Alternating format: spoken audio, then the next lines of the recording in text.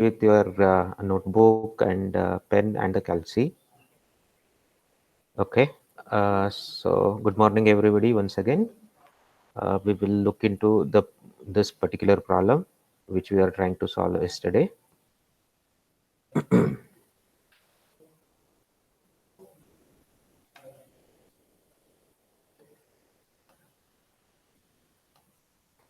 Please try to join on time. Those who joined after 9:45, please join before 9:45. Okay, so this is the circuit. We need to find the branch currents and the total current. Total current would be sum of the branch currents. So if you redraw this, if you see this particular points, whether you consider this node or this node or this node, it is nothing but all these nodes are at the same potential. Why they are all at the same potential? Because they are connected by a conductor. So practically you can assume that this is one node.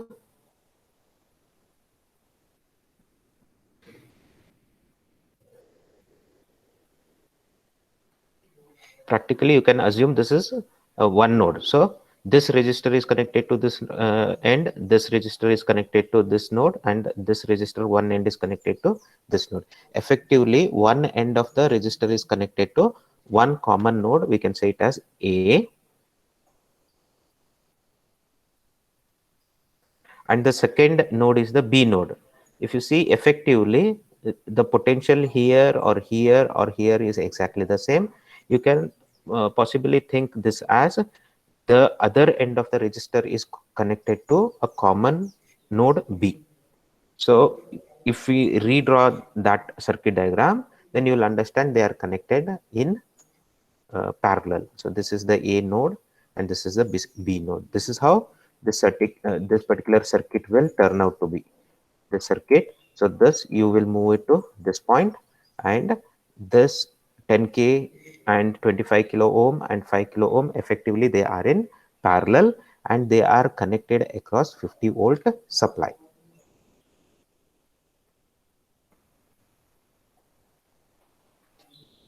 Okay. So after redrawing, the circuit will look like this. Once you know the resistors are connected in parallel, the effective resistance of this combination is using that formula 1 by Rp is equal to 1 by R1 plus 1 by R2 plus 1 by R3, and you will find what is the value of the Rp. Once you find what is the value of the Rp, then you can, this Rab is the effective resistance of this particular circuit. Once you find out that one, voltage is known, then you can find the total current. Okay, so that is how you can find out one of the unknowns that is asked, total current. Then how to find the branch currents? Each of this branch is applied with 50 volt, right? So you can find the if you consider this particular resistor 10 kilo ohm, across this resistor 50 volt is applied. We can apply the Ohm's law here. V is equal to I1 into 10K 10 into 1000. That is, you can say the K is 1000. Just resolve it as, make it as the basic unit, that is ohm. We don't want kilo ohm, so you can make it as 10,000 ohm. Then you can calculate what is the I1. Similarly, V is equal to I2 into 25,000. That will get you the I2 value. Similarly, V is equal to I3 into 5,000. That will get you the I3 value. And as per our knowledge, how to verify the answer? I2 value will be lesser. Why I2 value will be lesser compared to I1 and I3? Because the resistance is more, and I3 value will be the highest. The amount of current that will flow through the 5 kilo ohm is more. The reason being, this is the least resistance that is given in the among the three parts. So that is how you can do some little validation of your answers. This is how we are going to solve it.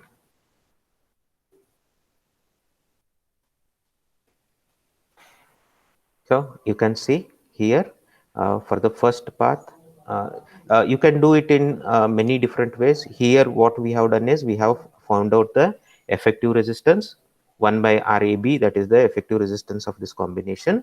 And after finding the effective resistance, okay, Rab, it will come like this much, 2.94 into 10 raised to 3 ohm. That is 2.941 kilo ohm is the effective resistance. Either you can do like that, or because you already know the resistance as well as the voltage, directly you can apply the Ohm's law to each of these. You need not calculate the effective resistance. Okay, using this method we are calculating first the total current. What is the alternative method? Alternative method is you directly calculate I1, I2, I3, because you can apply the Ohm's law for each of the resistors and you can find I1, I2 and I3. And what would be the total current? Total current is equal to I is equal to I1 plus I2 plus I3. In that alternative, in that particular solution, you need not find the effective resistance. Okay, any whatever is asked, because in this particular case they have not asked the effective resistance, so you need not calculate that one. You can directly calculate branch currents and you can find the total current. Okay, so we found out the effective resistance, the combination, then we find the total current. How to find the total current? Effective resistance is RAB. This is the effective resistance, and 50 volt. We apply the Ohm's law here. V is equal to I into RAB.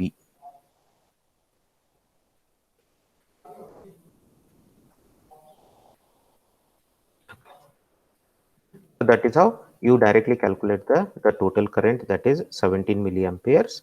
Then you can apply the Ohm's law to all the branches. I1 R1 is equal to 50 volt, and that is how you can find the I1. I1 is 5 milliamperes. Similarly, I2 is equal to 2 milliamperes, and I3 is equal to 10 milliamperes. That is the answer for the previous. Any questions here? Everybody understood? Okay. So this is a resistance. Vaishnavi, it should be, this is correct answer, but it is a resistance R.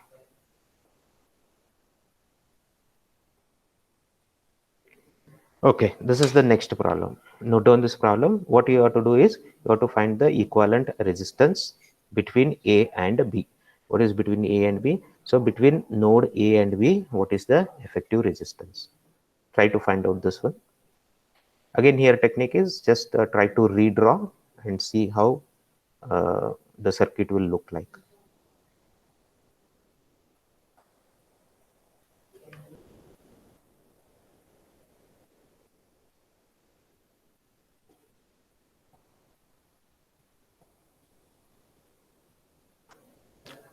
Those who joined late after 9:45, please from next class onwards, please join before 9:45. I open this meet at 9:40. Please join it before. Can you solve this? Can you try solving this particular circuit? Here, each branch is having a resistance R. This is R, and this is R, this is R, and this is R. Same resistance is connected. Okay. And we have to find the effective resistance between A and B, between the two nodes A and B. 1 second.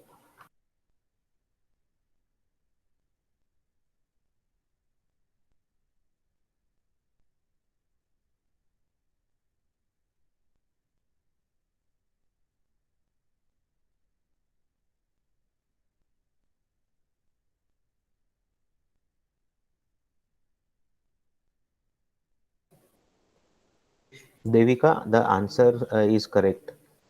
Can you explain how you got it? Sir, it is the Wheatstone bridge method. Very good. Okay, so it's a balanced Wheatstone bridge. If you redraw this particular circuit, so if you pull this node A on this side, okay, assume this resistor will come here and this resistor will come here and node A will come here.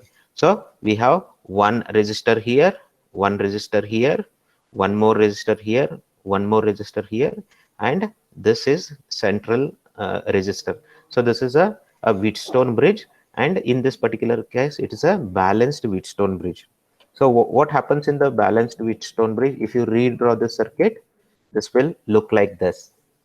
So what happens in the balanced Wheatstone bridge? Anybody?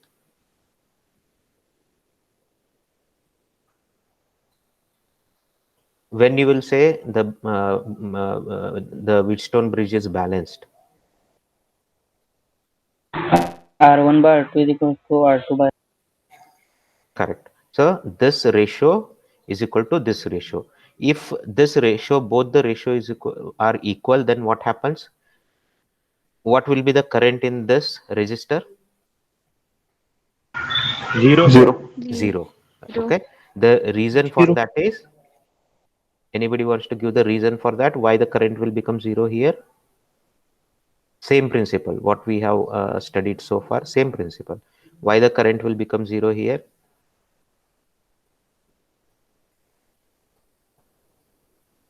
Okay, so you have to ask the question, when the current will flow? The current will flow only when there is a potential difference. If two bodies are, or two nodes are at different potential, then only the current will flow. When you balance this particular Wheatstone bridge, what happens is the potential of C and potential of D will become exactly equal. Means, for example, if it is 5 volt, after the you give a power supply, if this is 5 volt, this will also be 5 volt. When two nodes are 5 at the same 5 volt, current will not flow. So whatever the current will get, current will come here, it will take two path. This is the one path and this is second path. When it comes to the node C, it will not flow in this particular branch. It will only flow in this particular branch, because this potential and this potential are exactly same, current will not flow. What is the meaning of that? The meaning of that is, the whatever the current that is flowing in R, this resistor, will flow in this resistor. Effectively, this resistor and this resistors are connected in series, and similarly, whatever the current flows in this particular branch, the same amount of current will flow in this branch. That means this and this resistor are in series. So we can conclude that since the current does not flow in this particular branch, we can remove that branch. It is as good as that particular branch is not there. So we can redraw this circuit like this.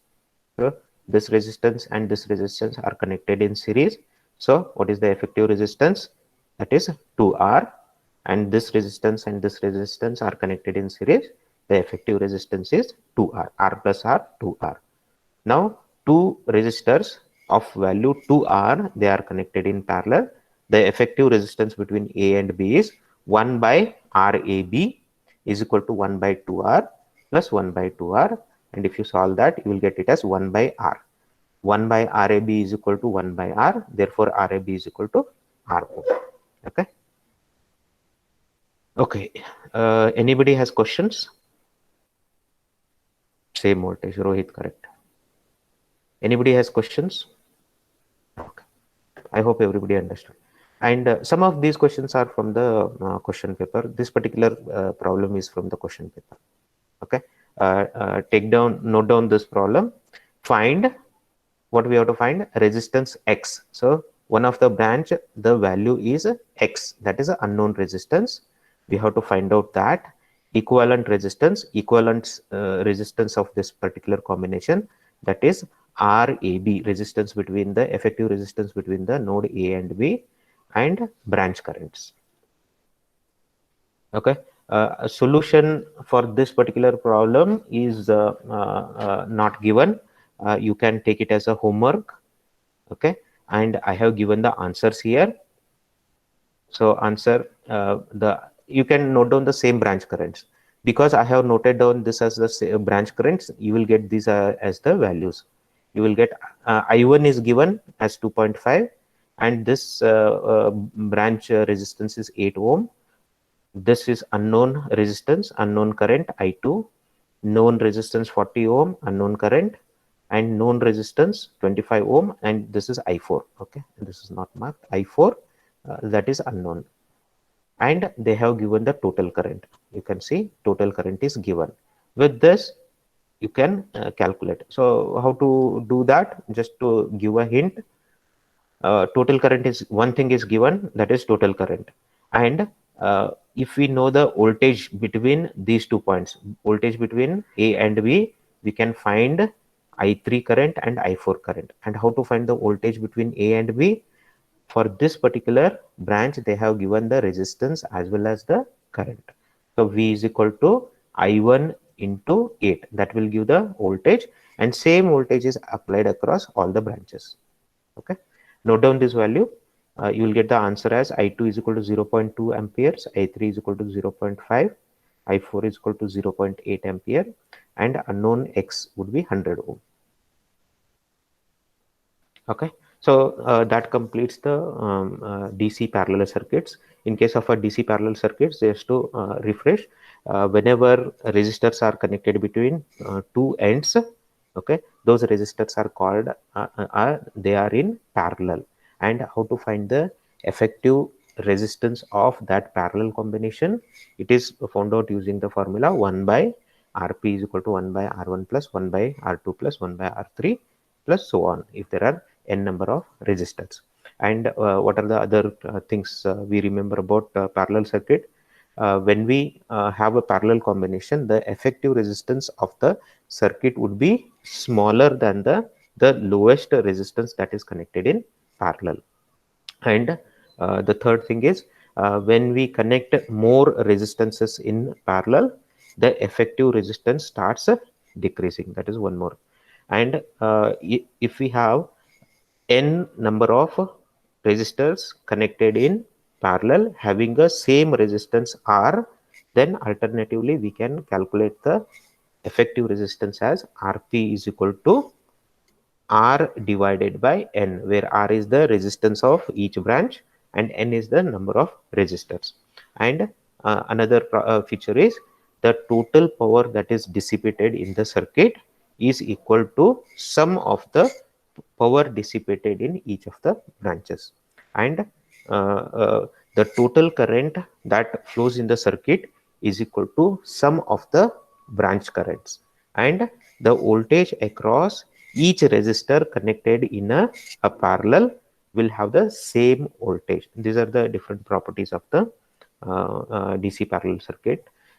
You might be in the exam, there will be a question on the Ohm's law, define, state Ohm's law, and give the limitations of the Ohm's law. And if you see the question paper, that particular question has been repeatedly asked, and there will be problems based on the Ohm's law. That is a series and parallel circuits. There will be one problem based on that. Any questions in this part? Okay. Okay. So complex circuits. So far, what we saw is a simple circuits. What is the meaning of simple circuit? Simple circuit is what? Whenever you see the resistors are clearly connected in series or they are connected in parallel, those circuits are called as a simple circuits because we can apply the Ohm's law and we can find the solutions. But some of the time, what happens is the circuits are not as simple as the series or the parallel circuit. By looking at the circuit, they will be connected in a very complex fashion. There will be multiple voltage sources and the resistors are connected in a network fashion, so that you will not be able to identify whether the resistor is connected in series or resistor is connected in parallel. So those are called as the complex circuits. Whenever you have the complex circuits, we cannot use the just the Ohm's law to solve the complex circuits. For solving the complex circuits, we have to have a different mechanism to solve that, and that is given by the Kirchhoff. So Kirchhoff has given two laws, that is called as Kirchhoff's current law and the Kirchhoff's voltage law. Using Kirchhoff's current law and Kirchhoff's voltage law, we can solve the complex circuits. Complex circuits consist of more than one EMF in the circuit, and when resistors are connected in a complicated manner, such circuits cannot be simplified into series and parallel combination, and such circuits are known as complex circuits. So we understand what is a complex circuit. Then Ohm's law can be used for the simple circuit which involves series and parallel combination. Kirchhoff's gave two laws which can be used to solve the complex circuits. The two laws are named as Kirchhoff's current law and Kirchhoff's voltage law. One second. Okay. So what is Kirchhoff's current law? The Kirchhoff's current law states that the algebraic sum of currents entering a node is equal to algebraic sum of current leaving a node in an electrical circuit. That is a one way of stating the Kirchhoff's current law, or you can also state it as the algebraic sum of the currents meeting at a junction or a node in a electrical circuit is 0. So first we will understand what is a Kirchhoff's current law. Kirchhoff's current law states that suppose if you have a node is what? Where multiple connections are there. It could be a resistors or the EMF sources. At particular point, multiple connections are coming in. So if we have a node like that in the electrical circuit, this is the example we have taken. The node is node or the junction in the electrical circuit A, where there are 1, 2, 3, 4 branches are connecting. If we have a node like this, then Kirchhoff's current law states that the algebraic sum of the incoming currents. What is the incoming current? Is the current which is coming to the node. This is called as the incoming current.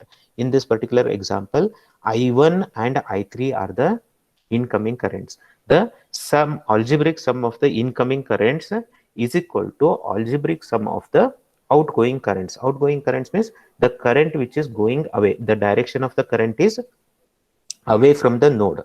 So I2 and I4, if you see, the direction of those currents is away from the node. So I1 and I3 are the incoming currents.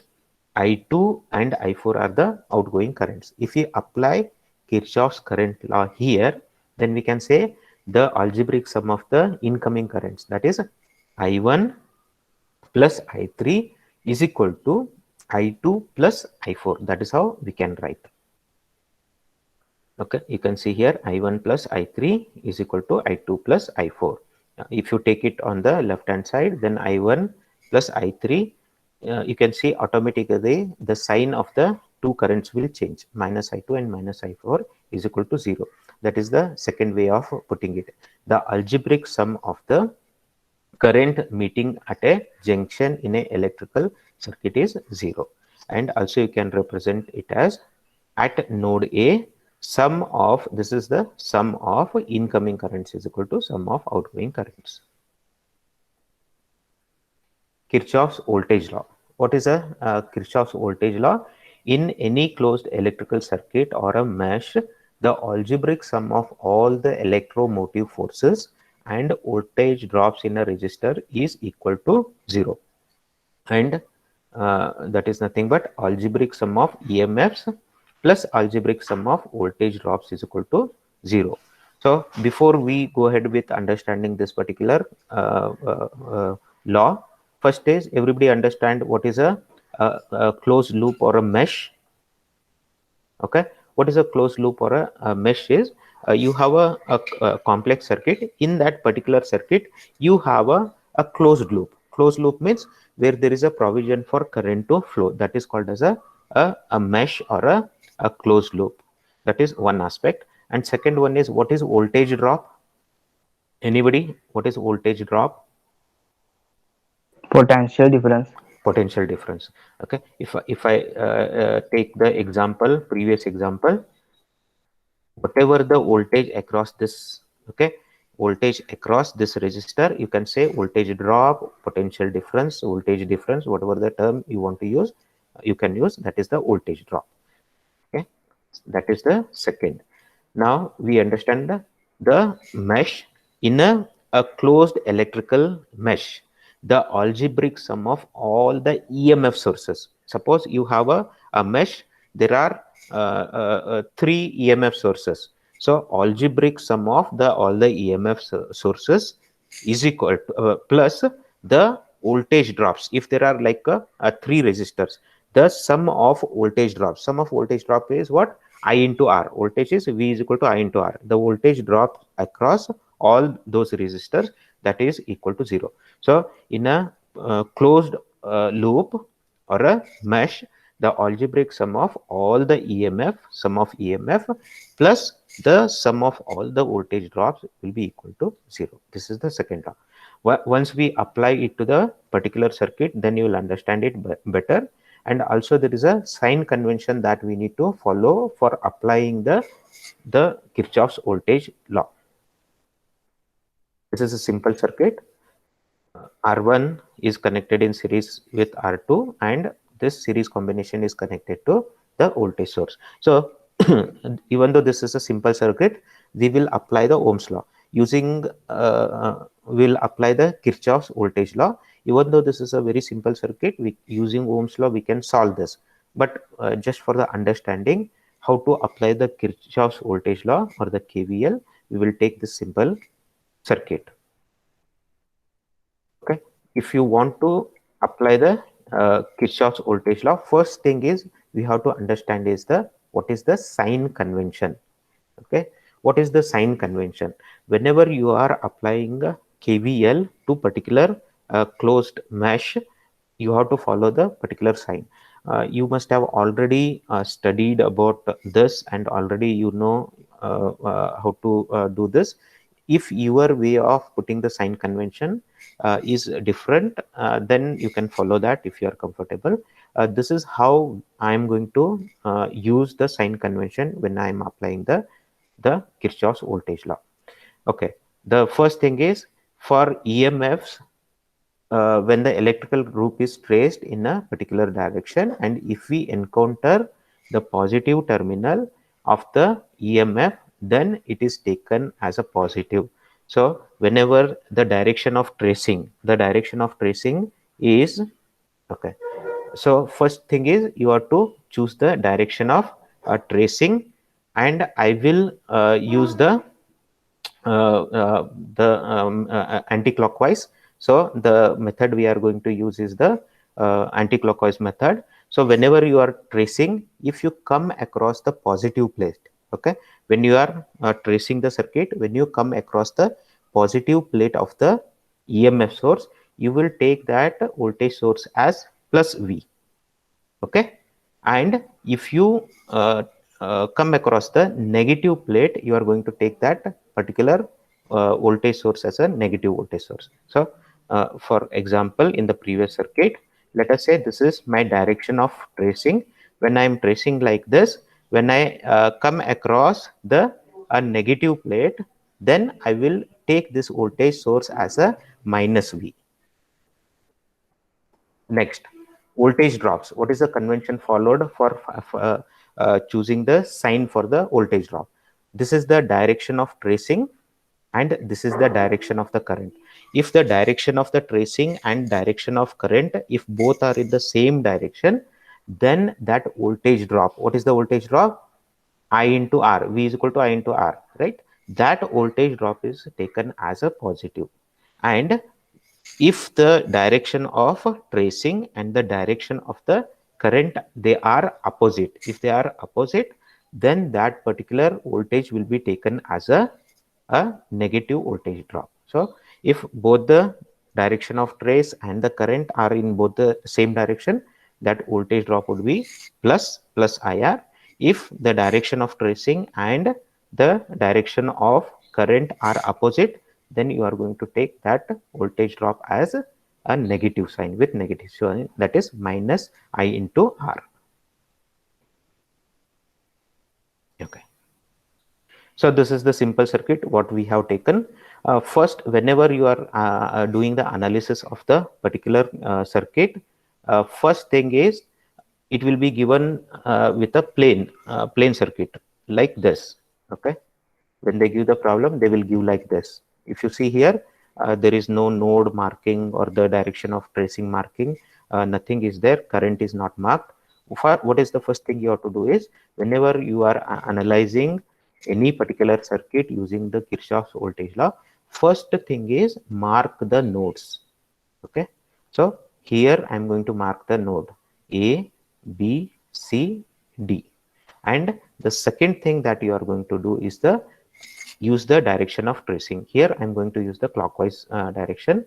So this is the direction of tracing, means I am going to trace the circuit like this. or if I start from A, I will go through B, C, D, and back to A. That is the direction of tracing clockwise direction. And the third thing is, if the current are not marked, if the branch currents, in this particular case, it is simple circuit, there is only one current. If the currents are not marked, you are going to mark the currents. So in this particular case, you are going to mark the current I, and you will follow the certain direction. When you are marking the current, if it is a complex circuit, you need not worry which the way the current will go. Okay, if the current is in the opposite direction, you will get the answer of that particular current as negative value. Okay, so what are the first thing you have to do? First thing is, whenever you are applying the Kirchhoff's voltage law, first thing is you will mark the nodes. All the marks should be noded. Second thing, the direction of tracing should be marked. The direction of tracing, what we are going to follow is the clockwise. And if you are following the direction of tracing clockwise, all the loops, suppose if in the particular circuit there are 3 loops, then all the direction of tracing in all the loops should be clockwise only. Then the third thing what you are going to do is, you are going to mark the branch currents. Once you do that, then you apply the KVL. Applying the KVL to the loop A, B, C, D, and A. So we will start from the node A. We'll start tracing. We'll go to B. Then we have the resistor. Whenever we have the resistor, we are going to have the voltage drop. In this particular case, the direction of tracing is like this, and the direction of the current is like this only. So both are in the same direction. If both the current and the direction of tracing are exactly the same, then that particular voltage drop, we consider it as positive voltage drop, that is plus IR1. Then after that, after noting down that voltage drop, we go to the next resistor. Here also the direction of tracing and the direction current are both are same. So we are going to consider this particular voltage drop as positive. The current is I into R2 plus I into R2. Then we are going to trace C, D back to this voltage source. We are coming and hitting the negative plate of the EMF source. Whenever there is a negative plate of the EMF source, we are going to consider it as a negative value. So we are going to take this EMF value as minus V, and we come back to node A. There are no more resistors. So we are going to say equal to 0. Sum of voltage drops plus sum of EMF sources is equal to 0, or IR1 plus IR2 is equal to V. This is how we can solve. Any questions? Okay. Okay. So any questions? So I hope everybody understood. Now this is the circuit. If you remember, we had solved a similar problem. We solved this using the Ohm's law itself. Okay, using the because it is only one path. We know this is connected in series. Okay, because there is only one path. We solved using Ohm's law. Now we are going to solve using the Kirchhoff's voltage law. So what are the first thing you are going to do here? The first thing you are going to do is you are going to mark the nodes. So here this node is going to be A, B, C, and D, and you are going to mark the currents. Since there is only one path, you are going to say I and give the proper direction for the current. Then apply the Ohm's law. Can you do that? Can you apply the Ohm's law?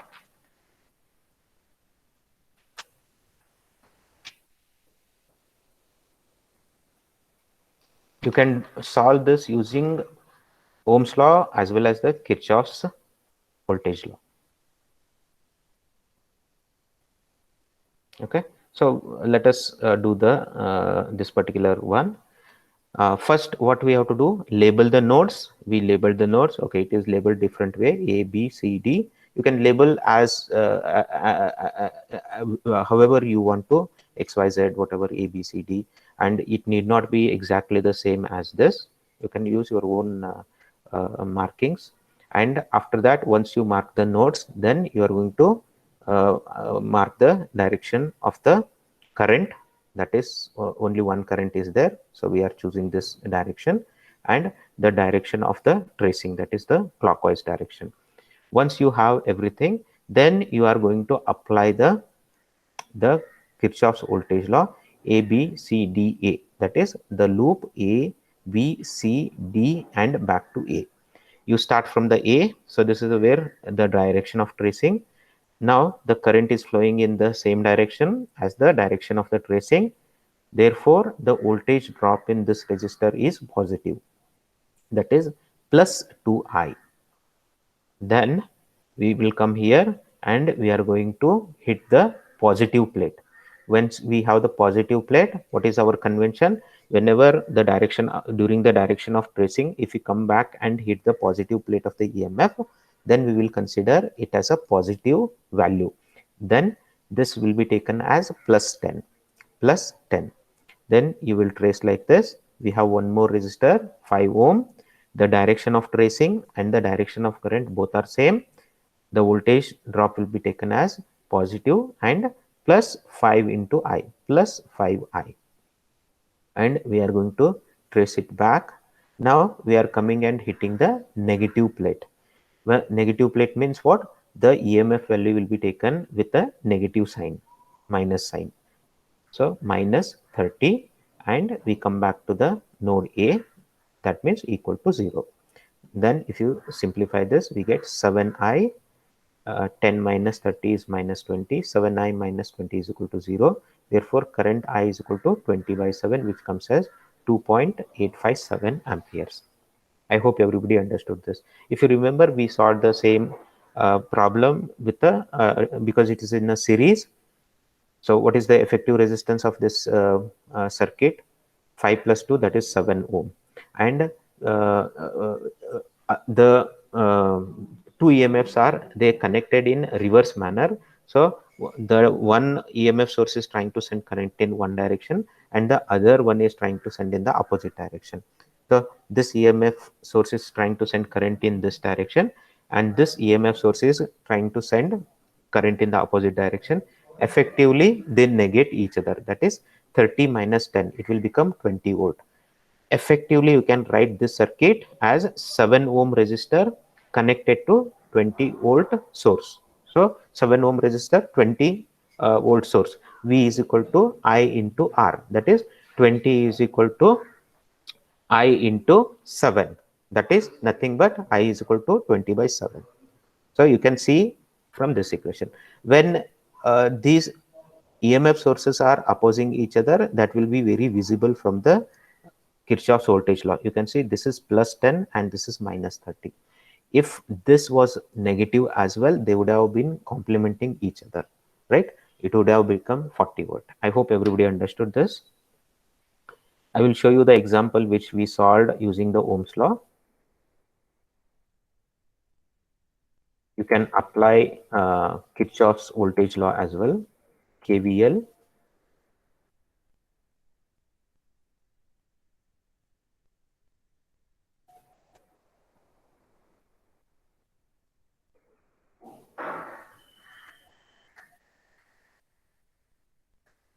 This is the one.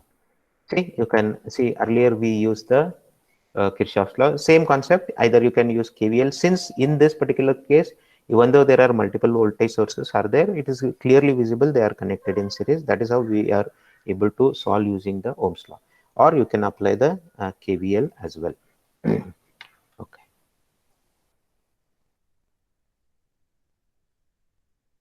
Any questions?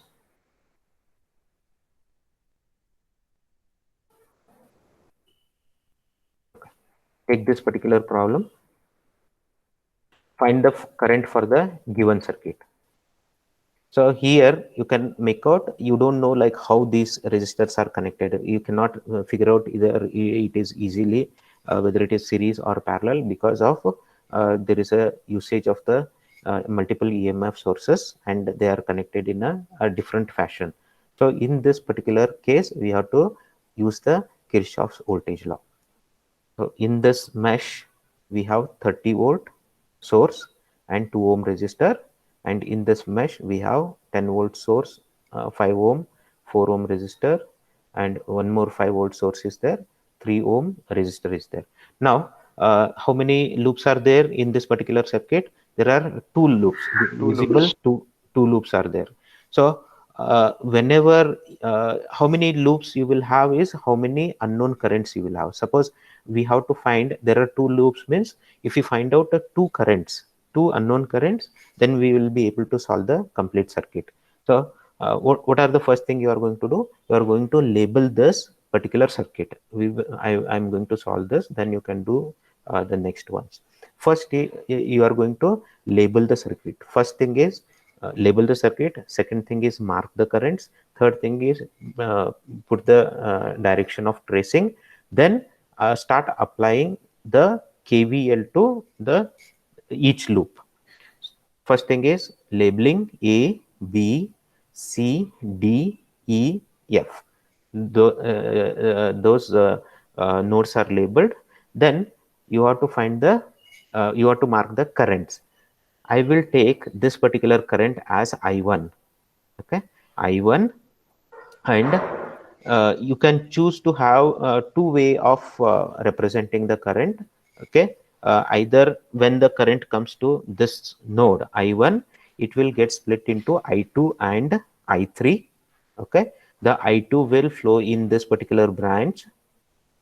Okay, and it will come back I2, and I3 will flow in this particular branch, and it will come to node E. So at node E, what happens? Again, I2 and I3 will merge together and it will become I1.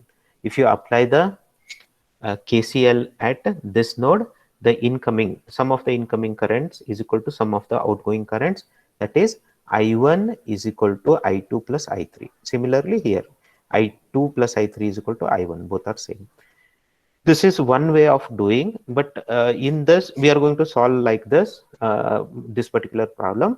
But better way of doing it is, instead of taking one more unknown, you can say like, see, total current that is coming to the node is I1. Let us say I2 current flows in this particular branch. So how much current will flow in this particular branch? I minus I. Correct. What is that? I minus I2. Okay, here I have taken I1, so it is I1 minus I2. What is the advantage of doing that is, you are straight away you are reducing one variable, right? If you have I1, I2, I3, when there are three unknowns are there, you need three equations. If you replace this I3 with the I1 minus I2, then you are straight away removing the I3. So that is how you will need only two equations, because there are two unknowns.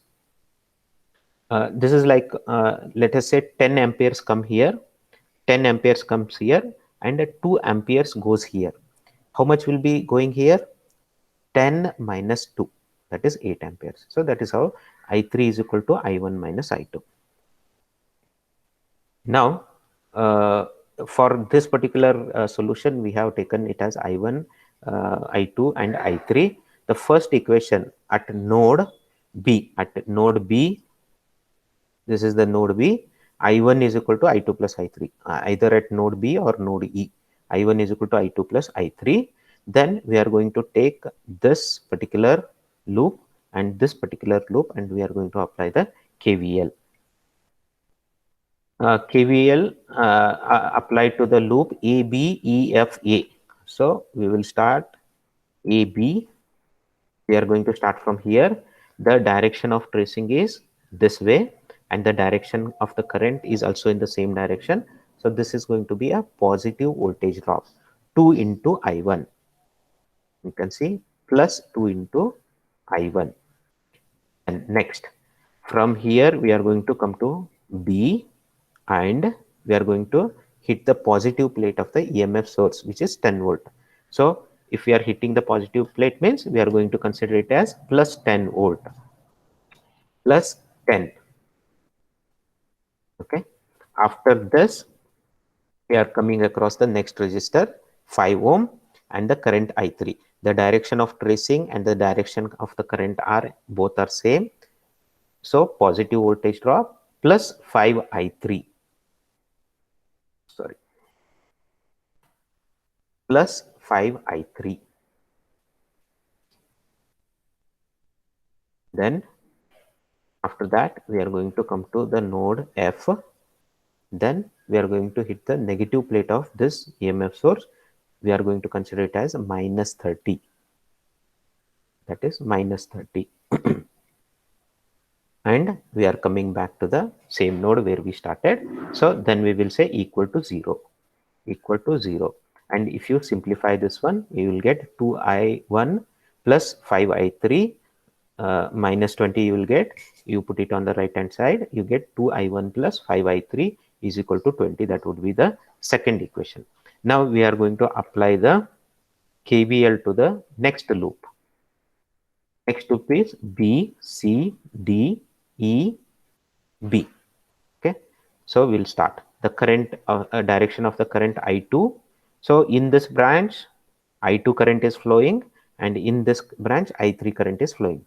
So we start from here. The voltage drop here, the direction of tracing and direction of the current is same. So voltage drop is positive, plus 3I2, plus 3I2. Then C, and we are coming and hitting the positive plate of the EMF source. We are going to consider this as a plus 5. If you see, next one is plus 5. Next D, then 4 ohm resistor. Here the direction of tracing and the direction of current are in the same direction. So positive voltage drop 4 into I2. The current flowing is I2. The voltage drop is plus 4 I2, plus 4 I2. Then node E, then 5. Here you can see the direction of the tracing and the current both are in the opposite direction. So this voltage drop is going to be negative. What is the current flowing? I3, and the resistance is 5. So minus 5 I3. You can see minus 5 I3. Then we will come and we will hit the negative plate of this EMF source. We are going to consider it as minus 10. Minus 10. Then after that nothing is there. We come back to the where we started, that is the node B. Then we say equal to 0, equal to 0. Then we simplify this one. 3 plus 4, 7I2 minus 5I3 is equal to 5 minus 10 is minus 5. On the right hand side it will come as 5. So we have 3 unknowns, I1, I2, I3, and we have 3 equations, 1, 2, 3. If you solve these 3 equations, then you will get the answer for the I1, I2, and I3. So replace I1 value from equation 1 into 2. So here the I1 value is replaced from this equation, that is I1 is equal to I2 plus I3. After replacing in this equation 2I1, instead of I1 we will have I2 plus I3. The fourth equation you are going to get is 2I2 plus 7I3 is equal to 20. So then this is how we are doing the simplification. Then what we are going to do is we have 7I2 minus 5I3 is equal to 5. Okay, that is this equation, third equation, 7I2 minus 5I3 is equal to 5. And the fourth equation, 2I2 plus 7I3 is equal to 20. If you see these two equations, they are in terms of I2 and I3. So 2 unknowns and 2 equations. These are the 2 equations. To solve that, we will multiply this one with 7 and this one with 5, so that we can get rid of I3. So this is how we are going to get it. After multiplying, 49I2 minus 35I3 is equal to 35. This is into 5. 10I2 plus 35I3 is equal to 10. If we add these two equations, left hand side you are going to add, right hand side you are going to add, this will get removed. 30 minus 35i3 plus 35i3, it will become 0, and this will become 59i2 is equal to 35 plus 100, 135. That is how we are going to find I2. I2 is equal to 2.288 amperes. And in once we know I2 in one of these two equations, you put the value of the I2, you get the I3 as 2.203 ampere. And from equation 1, we know I1 is equal to I2 plus I3. I1, you will get it as 4.49 amperes. Okay, I hope everybody understood this. The same problem I want you to do with just the two unknowns, that is I1, you take this as I2. There is no rule that you should take this as I1. You can, whatever the way you want to put it, and there is no need to put this direction. You can put it in the opposite direction also. What will automatically happen when you solve the equations, the if current is not in the same direction what you have marked, then it will come as negative, indicating that the current is flowing in the opposite direction. Take this as I1 and take this as I2 or this as I2. And if you take this one I2, then take this current as I1 minus I2 and try to solve. You should get the same answers. There will not be any change in the what values you are going to get. Okay, you can take that as the assignment. There was one more assignment that was given. I have already shared the answer. Try to solve that one as well, where you have to find the unknown resistance X, that is from the question paper.